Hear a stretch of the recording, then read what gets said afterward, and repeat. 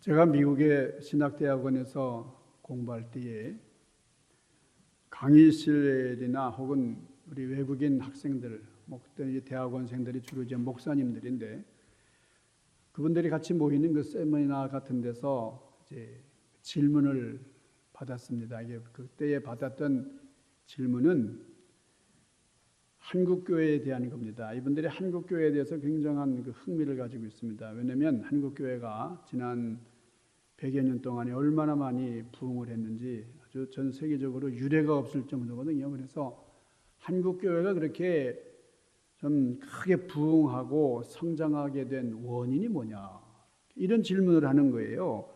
근데 그렇게 이제 질문을 받고서는 이거다 하고 선뜻 대답을 못했습니다. 잘 떠오르지가 않아요. 근데 나중에 깊이 생각해 보니까 그 원인, 우리 한국교회가 크게 부흥하게 된 계기가 3.1 운동이었다 하는 것을 알게 됐습니다. 여러분, 오늘이 3.1절 우리 106주년 되는, 어제가 이제 그런 날이었죠. 세계 역사상 나라마다 혁명운동이 있고 민족운동은 있지만은 우리 3.1 운동처럼 전 민족이 일치돼서 참 만세를 부르는 그런 독립을 걸기한 그런 투쟁사는 없었습니다. 우리가 삼천레반도 온 강산에서 개 들고 일어나가지고 참 한 목소리로 외쳤던 그런 투쟁사가 없었어요. 그게 어떻게 가능했느냐? 그걸 움직인 분들이 우리 신앙의 선조들이었다. 우리 믿음의 선배들이 이런 일을 감당했기 까닭이라는 거예요. 특별히 우리 기독교인들이 중심이 돼서 이 운동을 펼쳐나갔습니다. 자, 우리 일본 이 제국은 천황을 신이라고 아주 경배하도록 강요를 했잖아요. 그러니까 지금도 그 칼빈 박물관에 가보면은 그 일본 그 총독부가 얼마나 우리 한국 사람들을 괴롭혔는가 하면은 그 아주 천황을 예배하도록 그렇게 기록이 되어 있어요. 그래서 그 예배 순서지가 있는데 첫째가 일본 국가를 봉창하는 겁니다. 애국가를 부르는 게 아니라 일본 국가를 처음에 부르고, 그 다음에 두 번째는 일본 천황이 있는, 그러니까 동쪽, 일본이 동쪽이었으니까 동쪽 요배라 그래요. 그래서 동방 요배를 하고, 그 다음에 세 번째는 일본이 일으킨 전쟁을 우리가 대동아 전쟁이라고 그러잖아요. 대동아 전쟁 필승 승리하기를 그렇게 원하고, 그 다음에 네 번째가 황국 신민의 서사를 암송하고, 황국 신민이라는 것은 그 황제가 다스리는 나라의 백성이다, 그런 거예요. 그리고 다섯 번째가 우리는 천황을 위해서 목숨을 버린다, 목숨을 바친다, 초계같이 목숨을 버린다 하는 가사가 담긴 우미유가를 합창하고, 그리고 이제 그다음 마침은 종을 땡땡땡 치고 천황께 이제 예배를 넙죽하고 이제 경배를 하는 그런 예배 순서가 진행이 됐는데, 여러분 이게 왜 그렇습니까? 나라를 뺏긴 그런 서름, 그런 나라를 뺏긴 자들의 아픔이잖아요. 이런 비극, 이렇게 자유를 잃은 사람들, 종의 멍에를 진 사람들에게 주어지는 굴종이었어요. 얼마나 비참해요. 근데 이런 가운데서도 이 선교사님들이 열심히 교회에서, 학교에서 학생들을 이제 가르치는데 공의가 뭔가, 인권이 뭔가 이런 걸 가르쳤어요. 그러니까 이런 신앙 교육을 받은 학생들이 거리로 나가서 우리는 이렇게 살아서는 안 된다. 그래가지고 자유를 외치고 독립을 외쳤습니다. 그러니까 그 당시는 그 예수 믿는 것이 바로 천당 가는 길인데, 그러나 천당 가는 길이지만은 이것이 바로 나라와 민족을 사랑하는 애국 애민의 길이다, 이렇게 생각했기 때문에, 그러니까 사람이 생각할 때에 나라 찾는 길은 예수 믿는 길이다, 신앙을 갖는 것이 애국이다, 이렇게 생각을 하게 됐어요. 이 사람들의 이 정신 구조가 딱 그렇게 자리 잡히게 됐는데, 그런 인식을 하게 된 결정적인 계기가 바로 3.1 운동이고, 이 운동이 우리 한국 기독교를 크게 부흥시키는 원인이 되었다. 이렇게 생각을 합니다. 여러분, 그 당시에 우리 한국 강산의 기독교인들이 몇 퍼센트나 되느냐? 1%도 안 됐어요. 그러니까 아주 미미한 그런 숫자죠. 그러니까 전체 우리 기독교인의 숫자가 15만 명 정도 됐다 그럽니다. 그러니까 이게 종교별로 보면은 천도교가 그 당시에는 굉장히 흥왕했어요. 그러니까 천도교가 100만 명이 넘었습니다. 신도들이 말이죠. 그렇지만은 그 소수의 무리가 큰 일을 감당을 했어요. 우리 기독교가 아주 중심된 일을 이제 했습니다. 그래서 교회 그리고 기독교계의 그 미션 슈쿨은 아주 3.1운동의 요람이었습니다. 거기 3.1운동의 아주 산실이었습니다. 그러니까 거기를 거점으로 해가지고 이제 민족운동이 일어난 거죠. 그래서 3.1운동이 일어났던 1919년은 우리 한반도에 복음이 들어온 지가 얼마 되지 않았을 때예요. 그러니까 30년 조금 넘긴 그런 초창기였지만은 교회를 통해서 자유의 복음이 선포가 되고 그리고 그러면서 이 교인들의 의식의 전환이 일어난 겁니다. 세계에 많은 종교들이 있지만은 우리 자유에 대해서 자유란 단어를 선포한 경전은 우리 성경이 유일합니다. 여러분, 종교가 뭐예요? 종교라는 것은 사람을 속박하는 거예요. 이거 하지 마라! 이거 하면 안 돼! 이런 거예요. 그렇잖아요? 그러니까 자유라고 하는 것과 종교라고 하는 개념은 이게 어울리지 않아요. 이게 상충됩니다. 종교는 사람을 자유하게 하기 위해서 존재하는 게 아니라 제한하고 속박하고 강제하는 거잖아요. 그러니까 넌 이거 해서는 안 돼. 어디 가지 마라. 반드시 이렇게 해라. 그렇게 안 하면 벌 받는다. 그렇게 하면 지옥 간다. 뭐 이런 거예요. 그러니까 뭘 할 자유가 있다라든지 뭐 그런 건 안 해도 된다. 이거는 종교적인 그런 영역이 아닙니다. 그런데 미국 독립선언문에도 나오는 것처럼 자유를 선언한 것이 갈라디아서예요. 오늘 갈라디아서 5장 1절 말씀이 미국 독립선언문을 채택할 때도 아주 중요하게 강조되던 그런 말씀이에요. 그러니까 3.1운동은 자유케 하려고 자유를 선언한 운동이고 종의 멍에를 다시는 매지 말아라 하는 그런 말씀을 이루는 운동이었어요. 그러니까 선교학을 공부해 보면은 우리가 선교한다고 할 때 여기 선교의 큰 지장, 장애물, 방해물이 있는데 그 선교를 가로막는 장벽이 뭐냐? 그게 내셔널리즘입니다.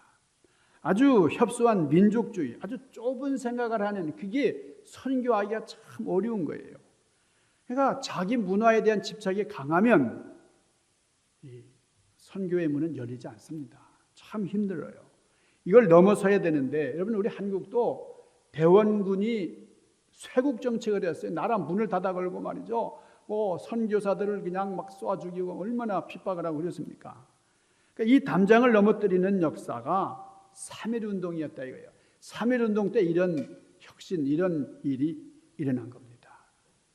우리가 고난이고 아픔이고 힘든 그런 과정이었지만 이것은 하나님의 은총이다. 저는 이렇게 생각을 합니다. 한번 우리가 예를 들어서 일본을 본다고 하면요. 여러분, 지금 기독교인이 한국에는 우리 인구수에 비해서 25%라고 해요. 그래서 지금 일본의 기독교인 숫자가 1%가 채 안 됩니다. 자, 여러분, 우리는 기독교 선교 역사 100년의 역사를 가지고 있는데 교인 수가 지금 25%인데 말이죠. 일본은 300년이나 되는 그 선교 역사를 가지고 있는데 몇 퍼센트예요? 1%예요.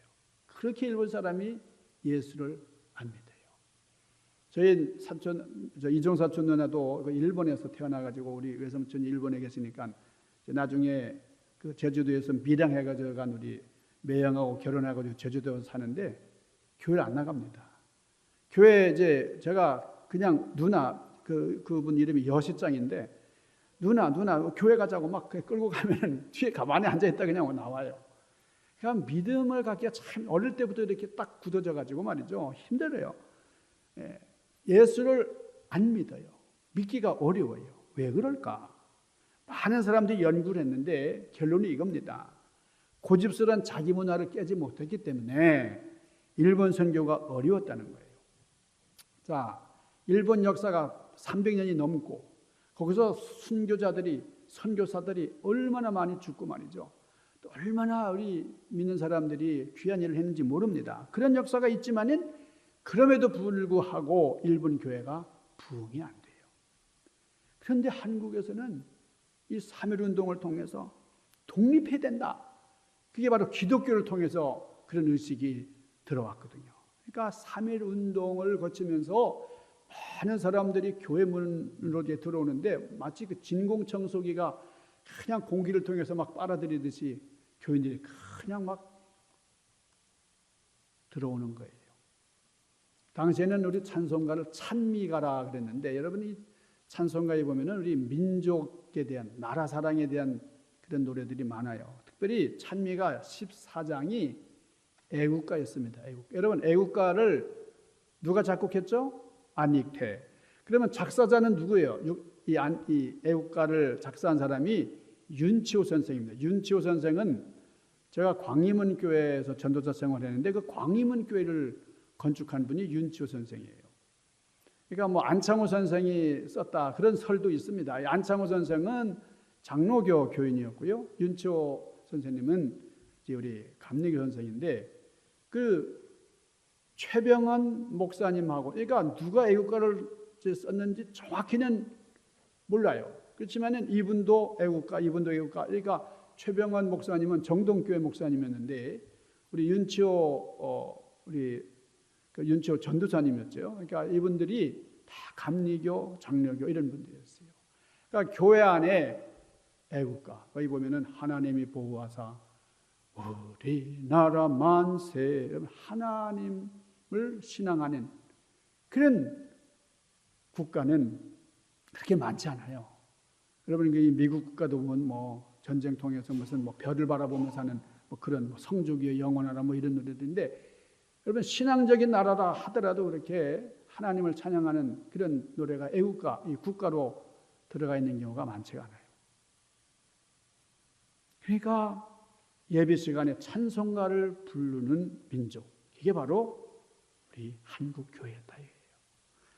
일본은 부강한 나라입니다. 문화적으로 자긍심을 가진 나라지만은 우리 종교에 관한 참 한심해요. 사방에다 이 가마다나를 이제 선칠해가지고 그냥 거기 그 신들을 모시는 거예요. 이런 이 벽에다가 이걸 단을 쌓아가지고 말이죠. 거기다가 뭘 올려놓고서 거기다가 이제 넙죽넙죽 절하고 우상 섬기는 걸 보면은 참 딱해요. 뭐 자기들 딴에는 뭐 거기다 이제 절하면서 이게 우리 고유의 것이다. 우리는 기독교 안 믿어. 그건 서양 종교잖아. 뭐 그러면서 자기 딴에는 뭐 굉장한 것처럼 하지만은 여러분 의식의 개혁, 문화적인 그런 개방 이런 게 이루어지지 않으면 선교라는 것이 참 어렵다는 거예요. 제가 오렌지 카운티에 있을 때에 오렌지 카운티에서 이제 목회할 때에 그 부부 장로님이 계셨어요. 근데 그 장로님 두 분이 부부인데 남편이 돌아가시고 그 다음 날 그 부인 장로님이 돌아가셨어요. 이야, 근데 그 남편 장로님이 저한테 그런 말씀을 하셔요. 자기가 어렸을 때에 참 식구가 여럿인데 큰 형님이 동생들 보고 하는 말이 나는 조상을 섬겨야 하는 장손이기 때문에 교회에 못 나간다면은 너희들은 교회 나가라. 그러더라고요. 나라 찾는 길은 예수 믿는 길밖에 없다. 그렇게 가르쳤다는 거예요. 그래서 자기가 예수 믿게 됐다. 그리고 자기 형제들 그리고 자기 누나랑 동생들 다 예수 믿게 됐는데 그 형님이 자기는 가고 싶어도 장손이니까 제사 지내야 되고 못 가지만 너희들은 나가야 된다. 왜냐? 이게 나라를 찾는 길이니까. 이렇게 계도하면서 그렇게 우리 민족은 민족 정신을 이어가게 되었던 겁니다. 자, 오늘 우리가 이제 3.1운동 106주년이 됐는데요. 이 3.1운동은 종교계를 중심으로 해서 이루어졌습니다. 이게 특별한 거예요. 자, 왜 그렇게 됐느냐?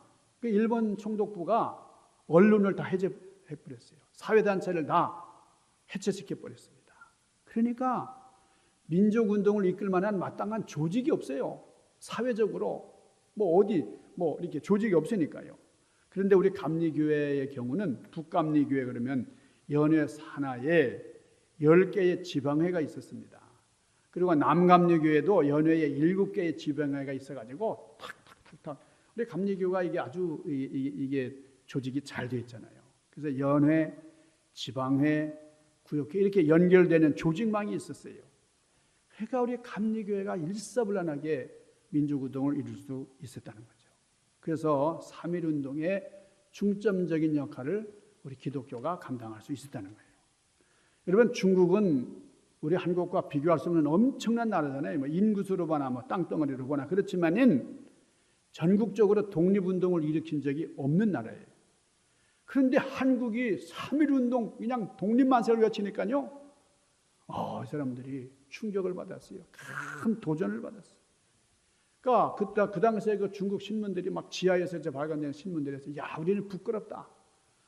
저 조선 강토에서 이렇게 엄청난 일이 벌어졌는데 조선 반도에서 3.1운동이 발발하니까 우리가 뭐 하고 있느냐.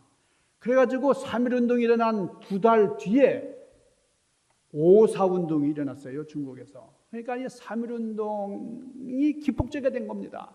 거기에 자극을 받고 거기 지식인들과 이런 사람들이 이제 5.4운동을 일으켰지만은 우리 3.1운동처럼 전 강토에서 이렇게 이루어지지는 못했죠.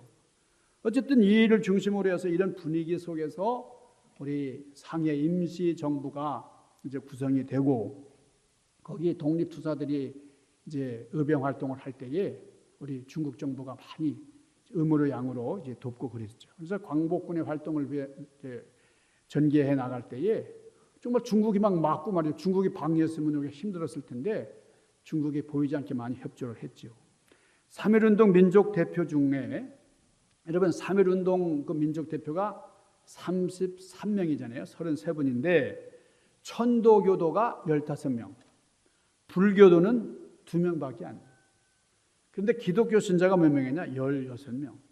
그러니까 50%를 기독교가 점하고 있습니다. 그런데 기독교 인사 16명은 목사 10명, 장로 2명, 전도사 3명, 그리고 집사 1명이었는데 여러분 그 당시 인구가 15만 명밖에 안 된다고 그랬잖아요.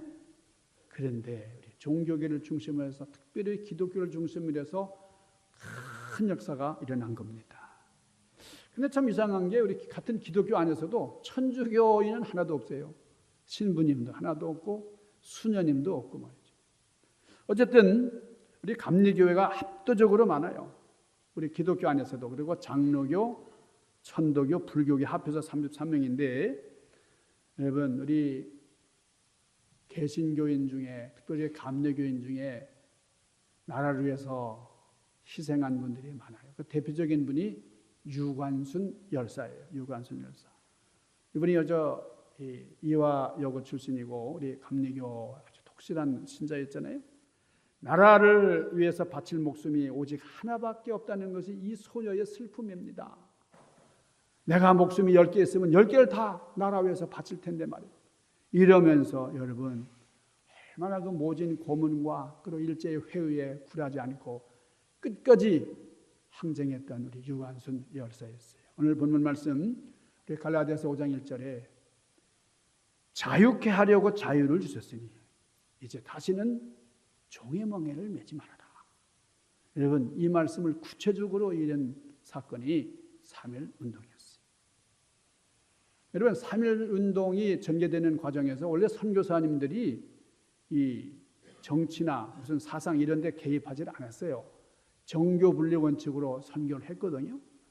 그래서 처음에는 선교사들이 크게 개입하지 않았는데 이게 보니까 이건 너무 일본이 불의를 저지르고 막 폭거에다가 막 그러니까 선교사님들이 묵과하지 않고 전 세계에다가 우리 3.1운동에 대한 참 이걸 많이 알리는 역할을 했어요.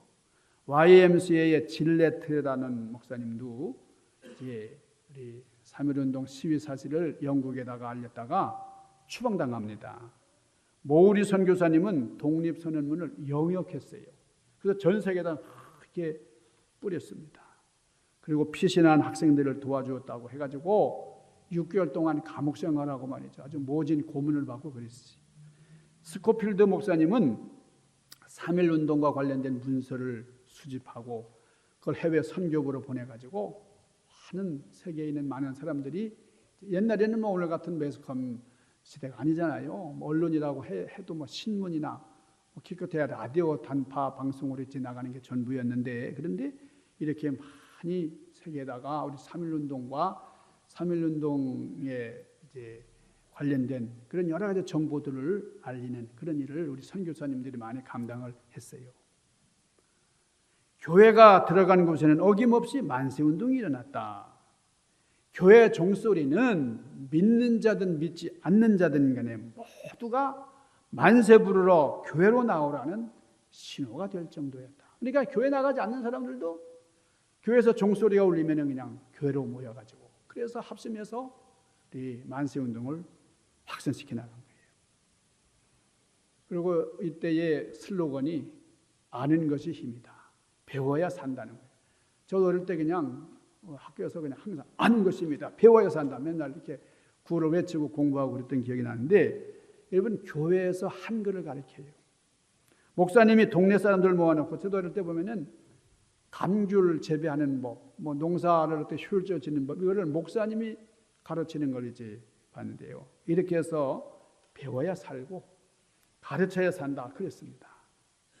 결국은 우리 3.1운동은 교회에 대해서 의심하는 사람들, 기독교를 비판했던 사람들, 이런 사람들의 인식을 완전히 뒤바꿔놓은, 그래서 3.1운동이 이렇게 신앙 고백을 바탕으로 한 그런 민족운동이었기 때문에, 여러분 3.1운동 이면에는 이렇게 말씀드린 것처럼 우리 선교사들의 공헌이 굉장히 컸습니다. 하여간 한국에는 우리 미션 스쿨이 참 많잖아요. 저도 그 배재 고등학교에서 그 교사 훈련을 받고 이제 그랬던 적이 있는데, 우리 감리교 학교, 우리 기독교 학교들이 참 많죠. 그러니까 우리 인권을 가르치고 자유를 가르치고 평화를 가르치고, 그러니까 당시 그 미션 스쿨은 우리 한국의 민주주의와 진정한 인권 운동의 산실이다, 이렇게 얘기할 수 있습니다. 여러분이 일본이 저지른 이 끔찍한 만행을 보면요, 특별히 개신교 예배당에다가 불을 질렀어요. 일본 경찰들이 무슨 절간에다가 불을 지르거나 무슨 성당에다가 불을 지르는 게 아니라, 왜 하필이면 우리 예배당에다가, 우리 교회 개신교 예배당에다가 그렇게 불을 많이 질렀습니까? 개신교 신자들의 그 항거가 너무나 강렬했기 때문에 그런 거예요. 1919년 7월 12일자 신한민보 기사입니다. 4월 15일 오후에 일본 군인들이 제암리에 불을 질렀는데, 교인 23명을 불러 예배당에 들어가며 헌병들이 총질하며 불을 놓았더라. 여러분, 이 일본군들이 제암리 감리교회 예배당에다가 교인들을 다 불러 앉히고서는 문을 다 잠갔어요. 문을 다 봉쇄하고 거기다 불을 질렀어요. 그냥 불이 이제 타고 있으니까 나갈 수가 없는 거예요. 문을 다 봉쇄해서. 그때 밖에서 이 부인들이 그걸 보면서 확 울고 있으니까요, 그냥 기관단총으로 그걸 다 쏴버렸어요. 그렇게 몰살했습니다. 이런 끔찍한 사건이 제암리에 있었어요.